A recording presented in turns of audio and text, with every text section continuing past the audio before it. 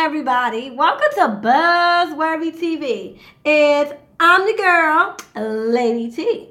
So I just wanted to come in for a minute and talk about Real Housewives of Atlanta Season 10 Reunion Part 2.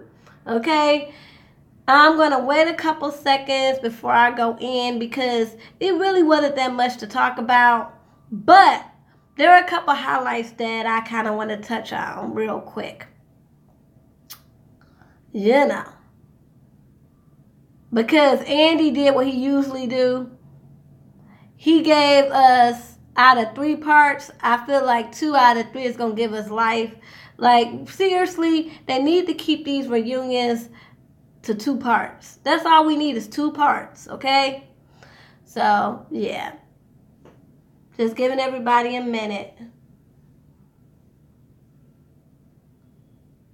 Okay. Again, I gotta get ready for work, so won't be in here long. Just really wanted to talk about this real quick. Okay. So, last week's reunion was okay. I liked it. You know, it was enjoyable. This one was kind of a snooze fest, but I got my life on some instances, so that's why I wanted to come in here and talk to y'all. Okay, now let's talk about how it starts. It starts off with Kandi and Porsha still dragging out this shit from last season. You know, Porsha at this point is basically tired of apologizing. Though I think she does realize that she did wrong, but it's kind of like, I know I did wrong, and yes, she definitely deserves an apology, but everybody wants to prosecute me, and I'm not here for it. Well, here's my thing with Porsha and the whole Kandi situation. First of all, Porsha, I get it. I get how you feel like, okay, I apologize. How many times you want me to apologize? And I definitely shouldn't be having to apologize to everybody because the situation wasn't involving everybody. It involved me and Kandi. So I damn sure ain't about to apologize to everybody like Nene was suggesting. No way, no, no way, no how. So I get that. But you also got to realize, too, where Kandi is coming from. Kandi has been saying it for a very long time. We were cool. Like, I was there for you throughout your divorce. You know, we were like this. And then all of a sudden, you became buddy-buddy with Phaedra. And when me and Phaedra start having our issues, you want to act like you didn't know me. You want to give me Mariah Carey tease like I don't know her. And that had to hurt her. Because we've seen time and time again, Kandi was there for Porsha. Okay? There's no denying that. I even think Team Porsha stands can agree with me on that she really was there for Porsha when they were tight. And so Kandi wasn't necessarily telling her to take sides, but just kind of stay out of it. And the fact that she inserted herself in this is the reason why she kind of allowed herself to be used in a manipulative way. Because if you would have kind of just stayed out of it, like, hey, I feel you, Phaedra, you my girl, you know you my dog, but Candy's been there for me too, so out of respect, I'm just gonna stay out of it. You know? That's all she had to do. But I am glad that she really gave her a apology without any buts, and I'm glad that Kandi, even though she gave her that little side, I was like, okay. I'm glad she kind of took a moment and thought about it and said, you know what?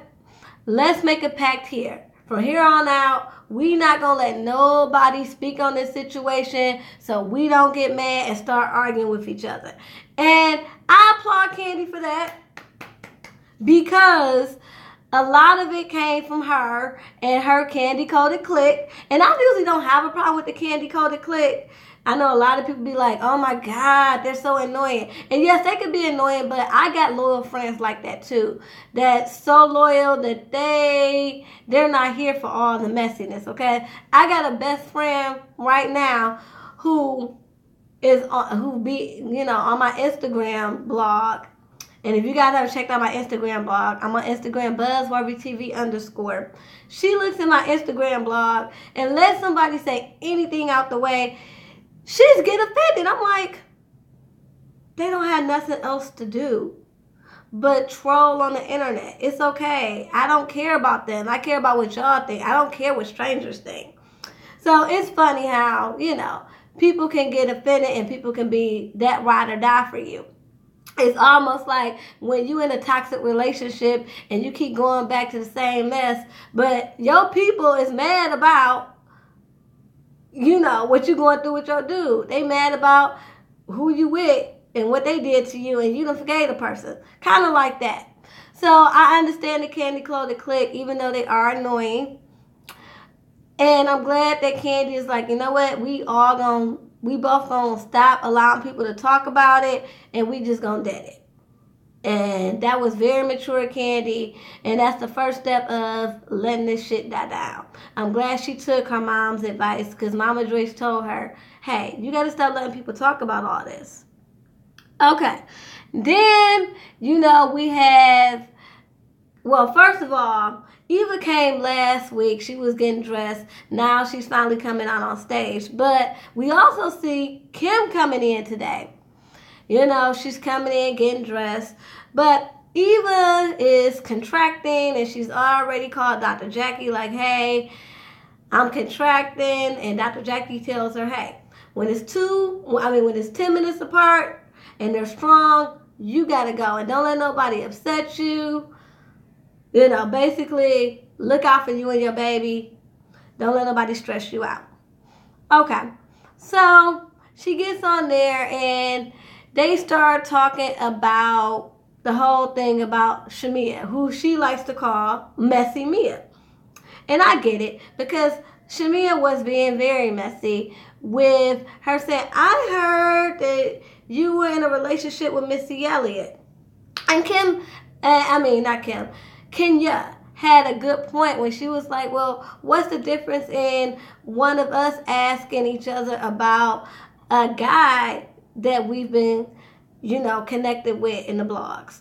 And that's the thing. Like she said, it's not no different. I wouldn't come at you on hearsay, period. Her whole thing is about hearsay, period. It had nothing to do with a woman. And like she said, it's the inclination that her having this relationship with this woman was a bad thing. And this woman is not here to defend herself. And it was hearsay. As opposed to what Eva had brought to Cynthia, that's something that she had saw with her own two eyes. She wasn't just giving her idle gossip. So I get exactly what Eva was getting at. Honestly, she had a really good point. Now, this brings me to the point. Do I think Shamia will make a good person on the show? I think Shamia is a wife, and I do think we have too many people on the shows that aren't wives anymore. And I understand that a lot of these people came on here engaged or married at first, and things happen. It's life. And if we're talking about reality TV, we have to acknowledge that all marriages don't work out. So I get that. I get that all of these housewives start off as wives. I get that. But sometimes I do get to the point where I'm like, Nene and Kandi are the only housewives on this show now. Y'all do realize that. Like, they should really think about renaming the show. But anyway, Shamia, she is the only wife. She is a wife.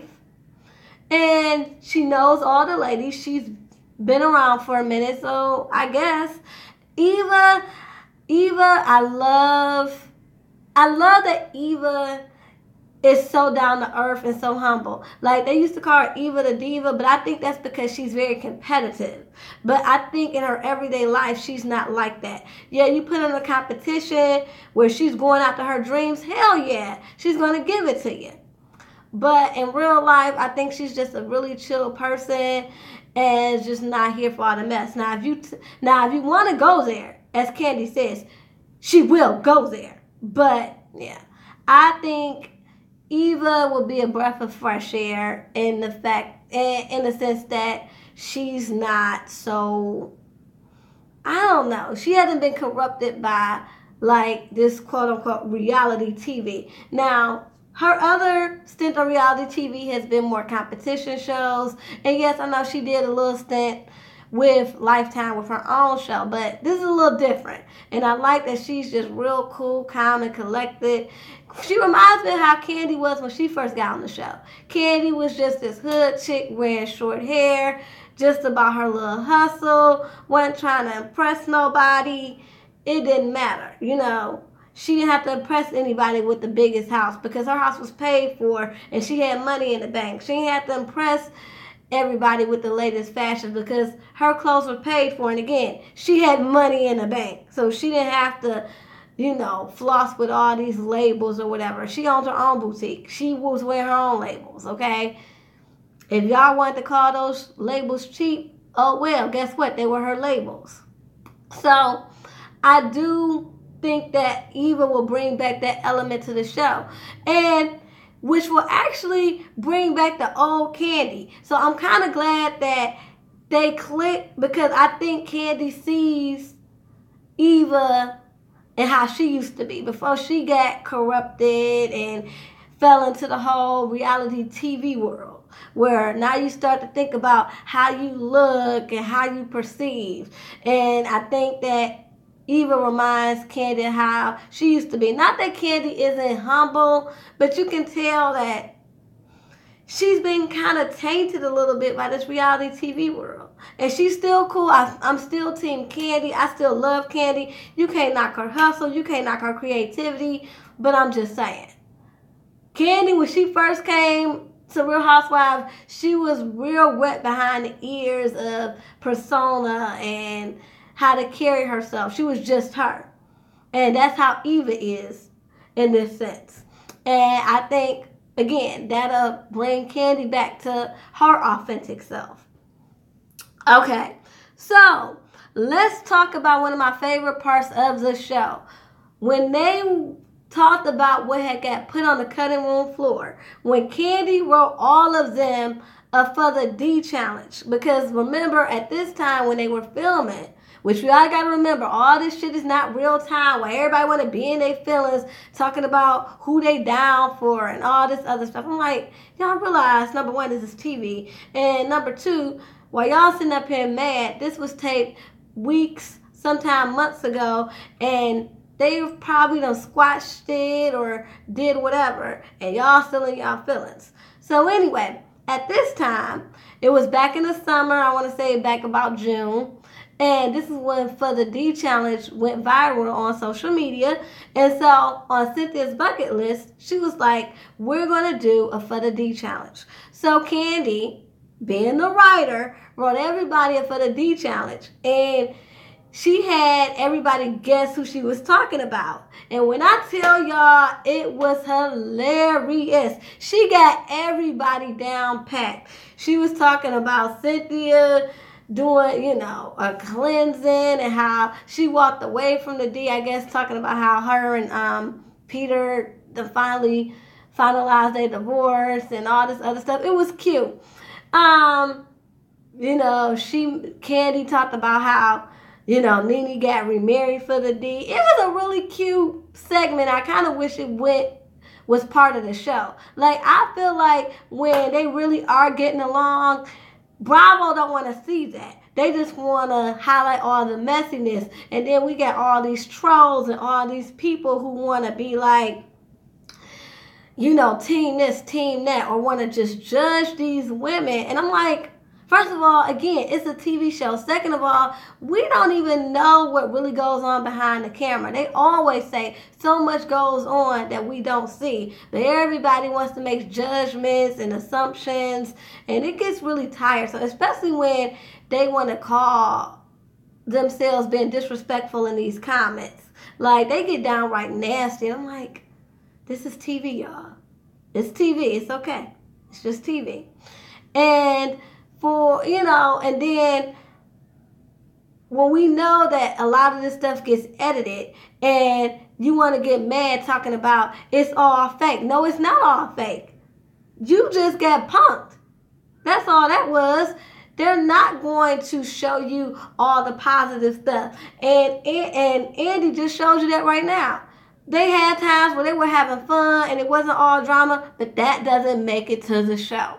Just like when Kandi was videotaping them all in her room. Even Porsha was in her room when they was all dancing the Bodak Yellow and she was laughing and it was all on live. And Kandi got a call from production and she had to get off live. Come on now. That ain't no coincidence. They don't want that on the show. They want you all to think that they're these messy people. And yes, they are. They are very messy. And yes, they are very drama-filled. But it's not all like that. It's so much more to the story. But people want to just feed into the mess and negativity instead of keeping an open mind. Like some people do. Like, yes, I fall into the negativity. I get in the comments sometimes when I feel like they're being disrespectful. That's when I get into the comments. Because I don't like when people are getting called bitches and hoes over something that they got, something that people see on TV. It's TV. You know, or when people be like, oh, they don't need to be on the show. I'm like, you really want people to lose their livelihoods over something that you see on TV or something that they have been probably pushed to do? Like production probably told them that they had to do or something like that? Come on now. So I just always feel like as long as you keep it in perspective and say, hey, from what I seen, this is crazy. Or, you know, just going by what I see, I can understand that. But, yeah, when they go too far, I get in them comments too. But in hindsight, you all got to realize that this is just TV. And they do not want you guys to see anything positive. They want you to feed it to the negative. So please don't fall for it. So I want to talk about the real reason why I'm on this camera, y'all. The real reason why I'm on this camera is for the last 10 minutes of this freaking reunion. And that's when Kim came on the scene, okay? When Kim came on the scene, it seemed like a whole dark cloud just came over everyone. Like everyone had their little disagreements and their little clapbacks or whatever, but it was all basically all right. Like this was the reunion that I've been wanting to see, where you throw your little shade, but it's nothing like no harm, no foul. You know, it's nothing that they can't walk away from. But when Kim came on the show, the whole atmosphere changed, y'all. I was just like, wow. She was like literally a dark cloud. So she comes onto the show and they begin talking about basically the shade that she had been throwing. First of all, how she was talking about Cynthia and told her to shut up and just be pretty.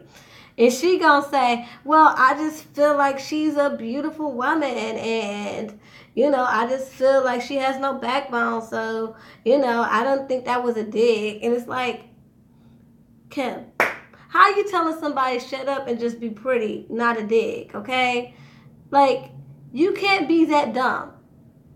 I know maybe all the collagen in your lips, all the injections, all the shit that you've done to yourself has kind of warped your brain, maybe. But you can't really be that dumb to not understand that that was a total dig at Cynthia, okay? Even Andy, and no, don't get it twisted, Andy's messy anyway. But even he was like, come on now. And I don't even think he was saying that just to be messy and to stir up shit. I really do think he was trying to tell Kim, like, Kim, you know, you was wrong for that. So, yeah, her just making excuses and then her getting called in lie after lie. And then them lips were just distracted. And then Kim, you owe Marlon Wayne an apology. Because you want to act like your lips don't look like they've been stung by 100 bees, okay? And then want to get mad at him for talking about your lips and your appearance. You did that to yourself. You made yourself the laughing stock of social media. And then you want to cry victim, talk about, my kids love you. And, you know, this is disgusting, especially during the Me Too movement. I'm like, What the hell does that have to, what the heck does your face looking like is, your lips have been injected with like, I don't know. I don't even want to say collagen, like water balloons. Her lips look like two, I don't know what her lips look like. But it looks like out of this world. She looks like a freaking alien. So you do this to yourself and then get mad when people want to talk about it. Girl, bye. Okay? We're not here for that. So anyway, and then they talk about how she made another dig at Cynthia, talking about thank God she's pretty because she doesn't know what else she could have done with her life. And she was like, I didn't say that. When did I say that?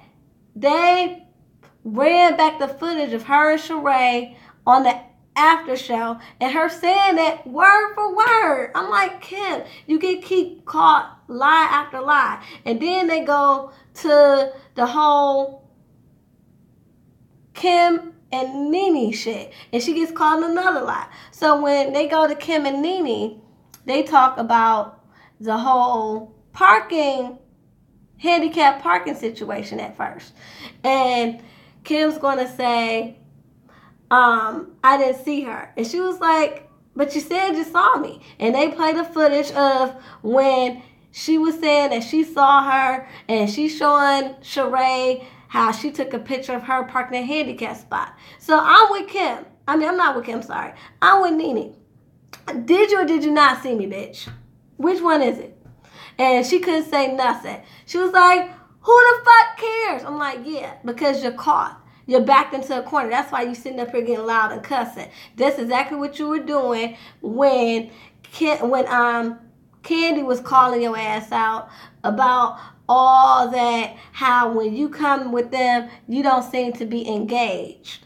And you always got Corey outside waiting for you.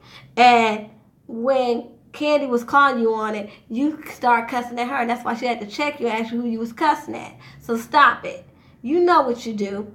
And I'm so glad that Nene was going in on her. Poor Kandi had to try to calm Nene down. Side note, I like their relationship. I like the fact that, two of the strongest women on the Housewives are not being petty. They're not sitting up here trying to be the, head, the HBIC. They just cool. And I like that. So yeah, even Kandi was trying to get Nene to calm down because Nene was going in.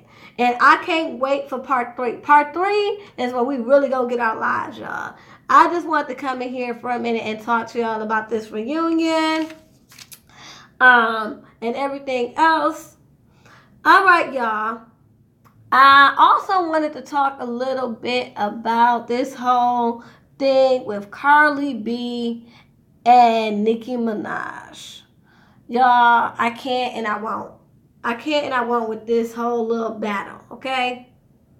I won't do it. Because I just feel like we don't let social media make us choose with male hip-hop artists. We let them be great and they beef all the time. So why are we allowing social media to make us choose one female hip-hop artist to be on top?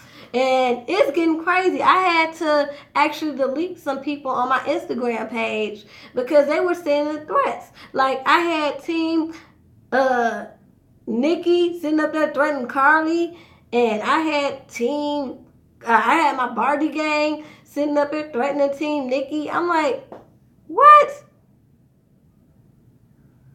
All this really necessary? And again, we don't have this when it comes to male hip-hop artists. So I'm just really upset that when it comes to female hip-hop artists, particularly now, we only can have one. And I'm like, that's BS. Especially back in the 90s. Well, actually, even goes back as far as the 80s. In the 80s, we had a lot of people. Like, even with groups. We had Salt and Pepper, JJ Fad, all of them, okay? And as far as, like, females, we had MC Light. We had Queen Latifah, we had Moni Love, we had Yo-Yo. You know, we had people to choose from. Okay, in the 90s, we had, you know, we had a lot of people. Like I said, in the late 90s, early 2000s, we had Trina. We had The Brat. We had Eve. Like, come on now, Lil' Kim, Foxy Brown. Like, we had all these peoples in the 90s and 2000s too. So I don't understand why when we get in this era, y'all want to reduce yourselves to only having one hip hop artist. Like, what is going on here? Why can't y'all respect people for what they do? First of all, Nicki and Cardi B are two different type of artists. If you ask me, their flow is different. The way their music, the way they deliver their music is different. Their content is different. Leave them alone. I don't get it. And it shouldn't have to be we only get one female artist. That's just crazy. And for people on social media to be perpetuating this whole beef, it's ridiculous. And these are grown people. These ain't even teenagers. These grown people on social media perpetuating this. Some of them older than Cardi B and Nicki Minaj. And that's saying a lot because Cardi B is in her mid-20s and Nicki Minaj is in her mid to late 30s. And we still got people older than them perpetuating all this BS. So y'all, please, y'all, just stop it. I just don't get it. And it really makes no sense. So anyway, y'all, I'm going to get off. I got to get ready for work. But until next time, y'all, peace and love.